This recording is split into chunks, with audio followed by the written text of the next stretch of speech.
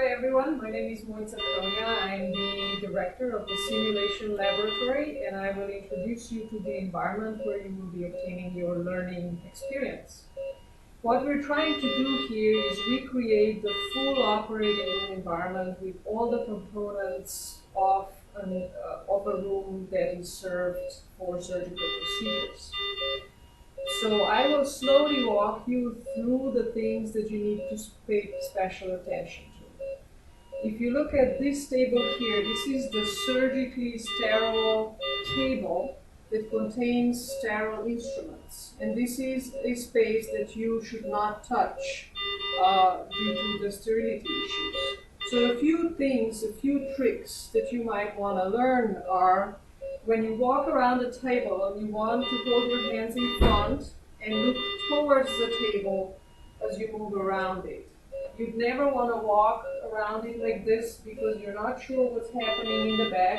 You don't want to walk in between it either because you may end up touching the table and desterilizing the surgical instruments.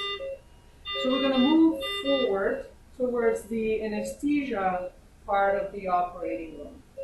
In the back here, that's our cart. It contains all the equipment that one needs for the anesthetic. It contains breathing tubes, oxygen delivery systems, syringes, NG tubes.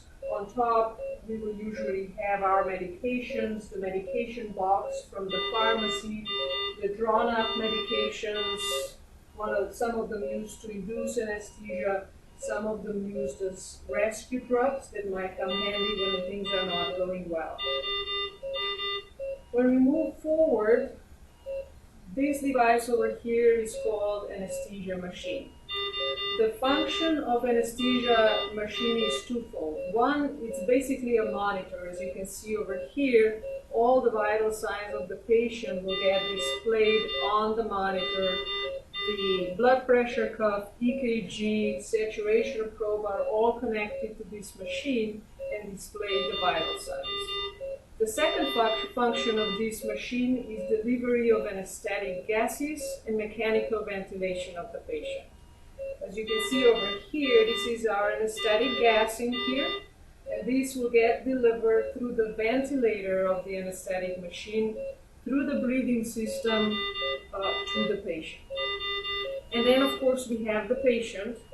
In this case, we're working with the 3G SimMan high-fidelity simulator. This is a simulator that performs many of the vital functions. It breathes, it blinks, it has pupillary reflexes, you can hear heart sounds, lung sounds, bowel sounds. You can introduce invasive lines such as central line, atrial line. You can introduce Foley catheter, the urinary catheter.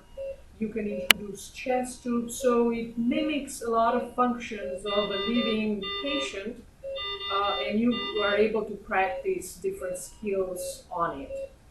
Between the two, we're also able to recreate the critical incidents, life-threatening events. So with students, we can practice things like hyperkalemia, we can practice anaphylaxis, basically anything you can think of, we can potentially create scenario and make it happen in this environment for you to practice on.